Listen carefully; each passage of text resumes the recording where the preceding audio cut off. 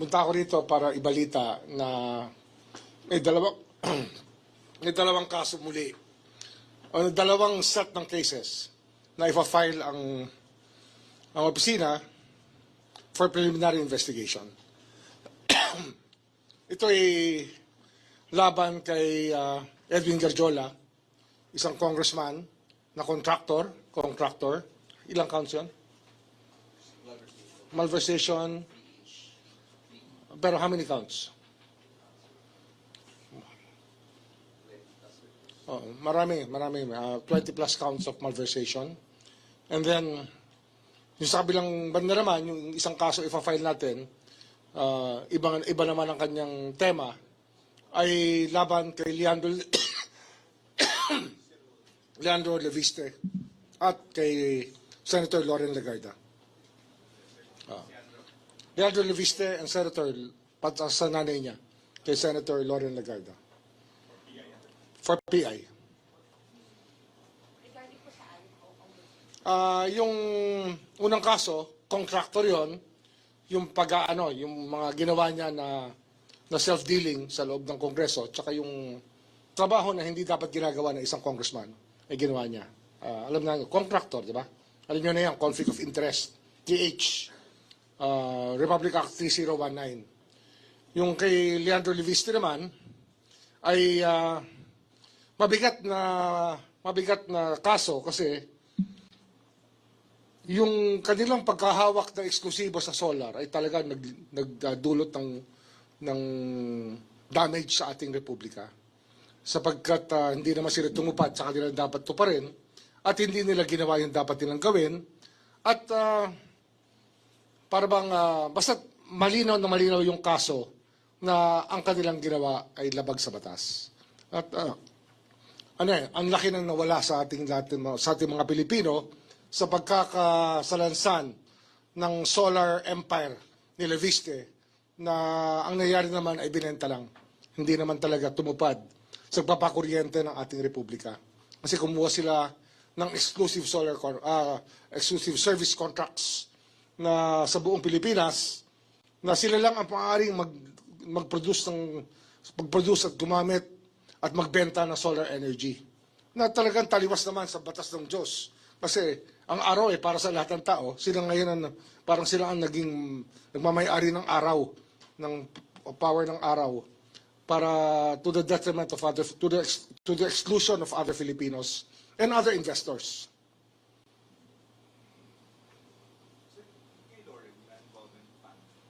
Kay Loren, kasama siya, siya kasi, hindi naman makukuha ng 21-year-old, 21 lang si Leandro nun eh. Yung prangkisa na exclusive, kung hindi tinulungan ng nanay niya na chairman noon ng Finance Committee ng Senado. Parang appropriations yan ng House, Finance Committee ng Senado. At ginamit niya yung kanyang posisyon para makakuha ng prangkisa yung anak niya.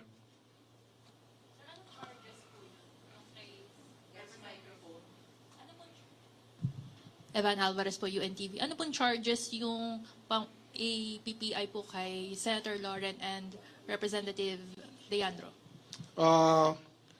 Plunder, tapos sa 3019, 3H, 3I, 3E. Conflict of interest is one of them. Ombudsman, good afternoon po. Isa Umali from DZWB. What if sabihin po ni Congressman Leviste na pinupolitika siya, kaya ngayon po ay siya isa sa ilalim sa Masusi namin pinag-aralan to kasi this is a very novel case. Hindi ito basta-bastang maiisip na dapat gawin. Pero pag pinag-aralan mo yung nangyari sa ating energy sector sa Pilipinas, talaga nag-suffer tayo sa ginawa nila. Kasi nga, nung buong mundo ay nagsosolar na, ang China at ang lahat ng buong mundo ay nagsosolar na, dito, kinuha nila yung exclusivity na solar. At saka may mga project talagang hindi matuloy-tuloy at hindi ma-on-stream, hindi magamit dahil pinipigilan sila ng Department of Energy dahil mayroong exclusive contract. Nangyari yan sa lalawigan ng Cavite. Nagkaroon kami ng isang 80-hectare solar field for, di ba? 40 to 80 hectares sa loob ng EPSA na hindi nabigay ng feed-in tariff na fit dahil may exclusive na ang mga itong exclusive franchise na dapat dumaan ka sa kanila para makagamit ka ng solar. Sipin nyo yun, para makagamit ka ng araw, magpapaalam ka sa kanila.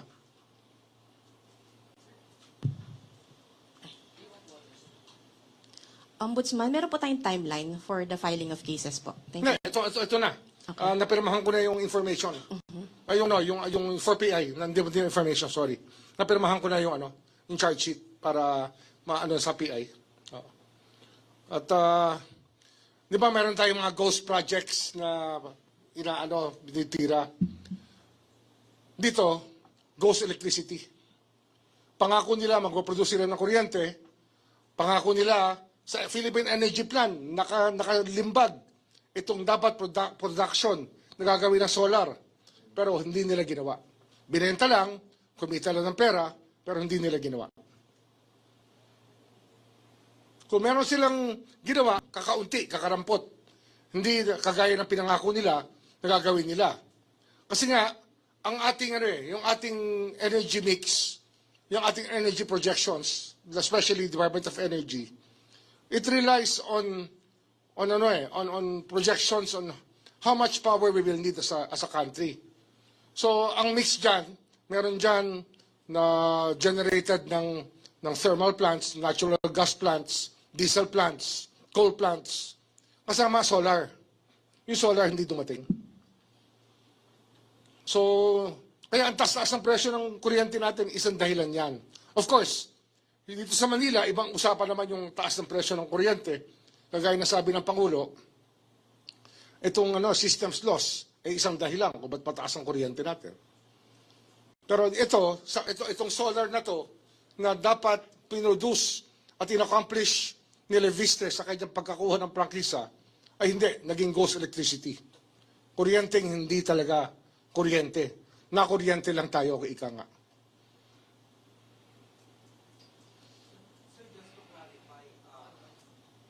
Sir, Eric from Inquirer po. Just to clarify, yung plunder and graft po, both Legarda po and Leviste? Yes, both. Both. Then, sir, may amount po ba tayo?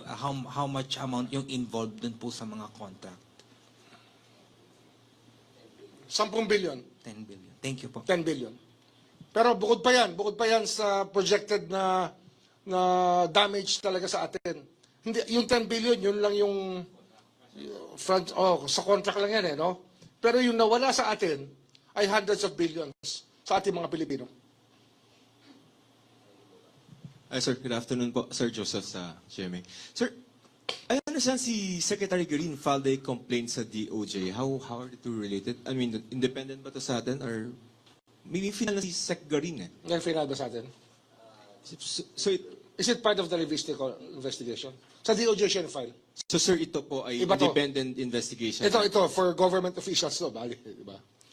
Ombudsman jurisdiction to. Okay, so sir, since mag-PPI na tayo, the may findings ng plunder, so when did we start the fact-finding?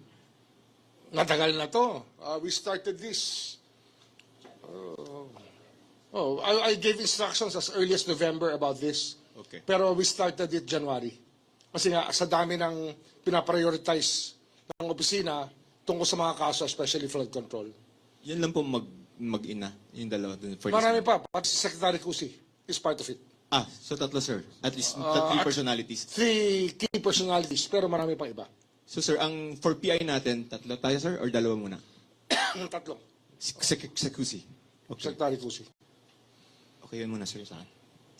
Al Cusi. Good afternoon, Sir. Yaneska Panti, GMA News Online. Sir, update lang po dun sa obstruction of justice complaint filed against Senators Cayetano and Robin Padilla. I understand nag-file ng counter-affidavit si Senator Cayetano. Yes. How about Senator In-acknowledge Padilla? namin yan.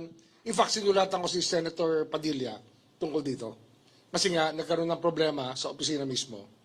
Yung ating procedure dito is contained in an office order sa rules ng ombudsman ay hindi sinunod yung naglalag. Kaya under investigation ngayon yung naglalag ng communications. Kaya I wrote Senator Padilla explaining nga na yung aming procedure na bawat communication ay dapat malag muna bago ma-filled out ay hindi sinunod ng isang personnel natin dito. Tama siya. Tama siya. Kaya sumulat nga ako sa kanya parang ipaliwanag itong pangyayaring ito. Sir, sorry. Saan po nagkaroon ng problema? Mali Dito, po yung pag-file? sa receiving O kasi- namin, sa receiving kasi namin dito sa Central Records, meron siya ilalag dapat ang bawat communication. Dapat yan, nasa isang tingin mo sa computer, alam mo kung kailan dumating yung bawat dokumento.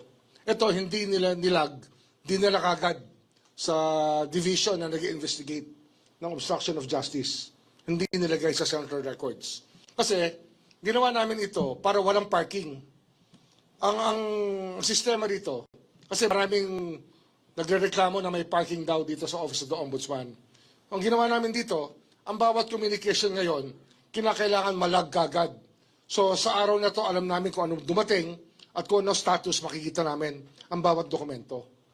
Dito, hindi niya ni-record. Diniretso niya. That's a grave offense when it comes to an office like the Ombudsman's Office. Under disciplinary investigation ito. So, sir, given that hiccup, nag-file na po ba si Senator Padilla ng counter affidavit? Yes, nag-file siya. na rin siya. Nag-file siya. Sir, do we expect resolution on this We complaint? will see. This is being evaluated by the pool of investigators. Okay, sir. So, nag-reply na din si Senator Cayetano Yes, and nag-reply na rin. Padilla, both of Yes, them. yes. Are you at liberty to share how they defended Actually, themselves? I don't micromanage, but alam ko nag-file na sila, so it's going to be resolved by the people who were assigned to do it. I don't even know who's on top of it kasi ayoko ngang micromanage ko yung mga bagay dito, hindi tama eh. So, sir, yung sa process lang, yung obstruction of justice will be filed before the Sandiganbayan if ever? Or administrative case lang ba ito? Iyon ang pinag-uusapan pa. Kasi nga, pwede itong sa RTC, pwede itong sa Sandiganbayan. Pwede rin sa DOJ muna. So, we're looking at it now, kung saan papunta to. Thank you, sir.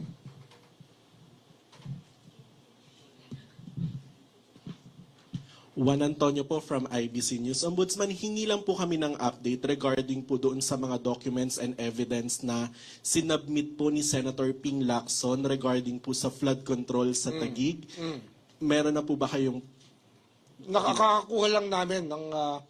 may nagsabi lang sa akin kanina, habang ako'y nanananghali, na dumating na sa amin yung information na pinadala ni Senator Lacson. I-evaluate pa.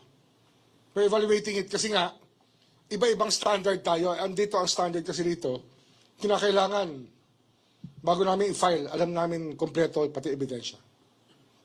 TJ Mendoza po from Net25. Ombudsman, yung ano lang po kay Romualdez, if ever meron na pong update and nasaan na po yung Well, face na po. PI na siya. PI na siya. So we expect the counter affidavit to be delivered here within the next few days. Dapat this week, mag-file na sila ng counter affidavit. Kasi last week pa yun. 8 days ago ba yun? 8 days ago yun. Or 7 days ago. 8 days ago. How about yung kay Sen Cheese po? PI? Still undergoing PI.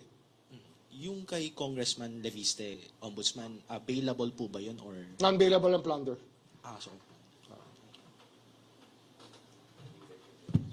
Pati yung kay Mr. Garjola, kay Congressman Garjola, non-bailable yun kasi malversation naman. Short lang. Kay Kong Cordiola, any circumstances lang, sir? Short, brief description of the circumstances? Magre-release kami ng press statement. Okay. Sir, kay Speaker Martin. Sir, kailan po natin napadala yung subpoena? Ay, yung Order order to to... file a counter Yes. affidavit. Friday siguro yun, no? Friday, last week. So, yun po yung reckoning natin ng 15 days. Yes. Sir, pahingin lang namin kayo ng reaction kasi his camp recently issued a statement, no? Basically on the use of the former bodyguards. Parang bakit daw po ginagamit yun against We're him? not here to discuss the evidence that we are using against these people. Hindi namin pinag-uusapan yun. We leave it to the courts and to the panel of investigators to appreciate the veracity and value of the evidence that we are producing. Pero sir, ihimayin ko lang. There were 18, pero ang ginamit niya lang po is 8, di ba? And walo this lang. underwent a rigorous, maybe, vetting? Tama ba? Oh, pinag-aralan talaga yan. Pinag-aralan ng gusto yan. So hindi po yung 18 na yung Hindi dinidiscredit? yung 18. Kasi yung 18 nga, imposible yun eh. The impossibility of having 18 people for 2 years together, doing everything together for 3 years, na hindi sila naghihiwalay, na parehong-pareho lahat na nakita nila. Kahit tayo alam natin, kung gumawa ng affidavit ang isang tao at pinapirma kayo at sinabi na, oh, all these 32 are subscribing to that affidavit kasi magkasama sila ng 2 taon na nagkasama sila, hindi sila naghihiwalay. Tama ba yun o mali? Mali yun eh, di ba? Mali. Oh, imposible, di ba? Oh. Sir, himayin ko lang, kay APC kasi sir, last time that we had a press conference, July 17th, you said na, ay kasi hindi, nakasabit naman yung dalawa sir, di ba? Pati si Oh, last time. nakasabit. Oh. And that time you said that it was already submitted for resolution. Yun nga, for resolution pero hindi pa nire-resolve. Okay. It's still being resolved. 60 days naman usual, sir, no? Yeah, Matagal. yeah. Okay. 60-day period. Okay po. Yun muna, sir. Okay? Sir, may we get confirmation lang po if suspended po si San Pablo Vice Mayor Justin. Yes, yes. No, the mayor and vice mayor are both suspended. And sir, meron lang po, for the record lang po, kung ano pong details lang po, bakit po suspended? Preventive I think suspension. we can produce a press kit for that. Okay. Wala bang ano, sir, sa motion to discharge Secretary Bonoan? Ano yan? Pinag-aaralan namin ngayon yan. Pero, Kasi magbigay ako ng instructions. I want him to be forthcoming about everything. To give the complete information. Hindi pwede mag-hold back the information. And especially, pag sa restitution, dapat malinaw. And we are evaluating it now. Kasi sabi ko nga, kung ang value ng kanyang testimony ay hilaw, wag na lang. Tuloy na namin yung kaso sa kanya. Di ba? We're evaluating it. Ganyan yan eh. Kapag kumuha ka ng testigo, tapos bigla na lang patumpik-tumpik, hindi pwede yun. nandiyan ba siya, sir, ngayon? Parang medyo iffy. Hindi merong mga tinatanong na hindi sinasagot ng maayos eh. Siyempre, we're still trying to get to everything that he can contribute when there are some answers that we are not able to get from him. But you did say before, sir, na parang pag halimbawang maayos yung Yun nga yun eh. gagamitin kay Martin, di ba? Gagamitin. Kaya nga, pagka hindi kami na-satisfy sa kanyang testimony, baka balik namin siya sa mga nasasakdal.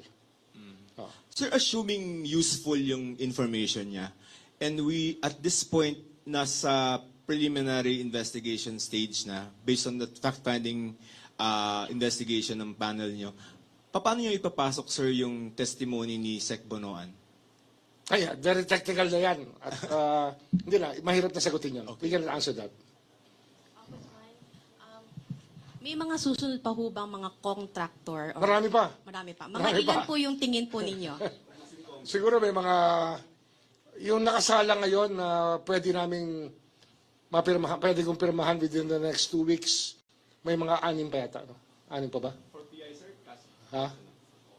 At least 6 of them. Maybe 7. Income